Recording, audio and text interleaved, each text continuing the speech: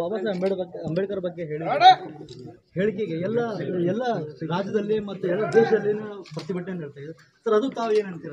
ನೋಡಿ, ಈ ದೇಶದ ಬಡವರು, ಈ ದೇಶದ ಶ್ರೀಮಂತರು, ಈ ಕಾರ್ಮಿಕರು, ಈ ದೇಶದ ಮಹಿಳೆಯರು, ಈ ದೇಶದ ವಿದ್ಯಾರ್ಥಿಗಳು, ಈ ದೇಶದ ಮಕ್ಕಳು, ಈ ದೇಶದ ಅತ್ಯಂತ ಶೋಷಿತ ವರ್ಗದವರು ಕೂಡ ಕನ್ಯಾಕುಮಾರಿಯಿಂದ ಕಾಶ್ಮೀರದವರೆಗೆ ನಿರ್ಭಯವಾಗಿ ಒಬ್ಬಂಟಿಯಾಗಿ ಓಡೋದಾದರೆ ಅದು ನಮ್ಮ ಮಂತ್ರಿಗಳನ್ನು ನೋಡಿಯಾ, ಮುಖ್ಯಮಂತ್ರಿ ನೋಡಿಯಾ, ಪ್ರಧಾನಮಂತ್ರಿ ನೋಡಿಯಲ್ಲ, ಈ BR ಅಂಬೇಡ್ಕರ್ ಬರೆದಂಥ ಸಂವಿಧಾನವನ್ನು ಕೈಯಲ್ಲಿ ಇಟ್ಟುಕೊಂಡು ಕನ್ಯಾಕುಮಾರಿ ಕಾಶ್ಮೀರ ತನಕ ಓಡಾಡದೆ ಹೇಳಲಿಕ್ಕೆ ನಾನು ಇವತ್ತು ಬಯಸ್ತೇನೆ.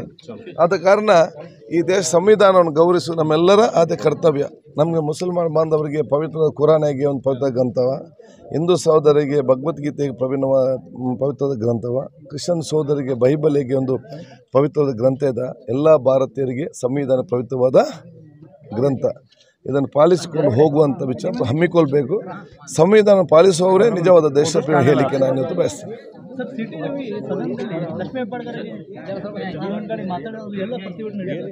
ನೋಡಿ, ನನ್ನ ವಿಧಾನಸಭೆಯ ಒಂದು ಸದಸ್ಯರು, ಆ ಮಂತ್ರಿಗಳು ಲಕ್ಷ್ಮೀ ಹೆಬ್ಬಾಳ್ಕರ್ ಅವರ ಬಗ್ಗೆ ಆ ರೀತಿ ಮಾತಾಡಿದ್ದು ಅಲ್ಲಿ ಬಹುಶಃ ಇವತ್ತು ಅತ್ಯಂತ ನೋವಿನ, ಅತ್ಯಂತ ಕಷ್ಟ, ಒಂದು ದುರದೃಷ್ಟಕರ ಮತ್ತು ಅಂತ ಆಗುವುದನ್ನು ತೀವ್ರವಾಗಿ ನಾವು ಖಂಡಿಸ್ತೇವೆ. ಸೊ ಈಗಾಗಲೇ ನಾವು ಪ್ರಿವಿಲೇಜ್ ಕಮಿಟಿಗೆ ಅದನ್ನು ವಹಿಸಿದ್ದೇವೆ. ಕಮಿಟಿ ತೀರ್ಮಾನ ಮಾಡ್ತದೆ. ಇಂಥ ವಿಚಾರಗಳು ಎಲ್ಲಿಯೂ ಕೂಡ ನಡಿಬಾರ್ದು ಅಂತ ಹೇಳಲಿಕ್ಕೆ ನಾನು ಇವತ್ತು ಬಯಸ್ತೇನೆ.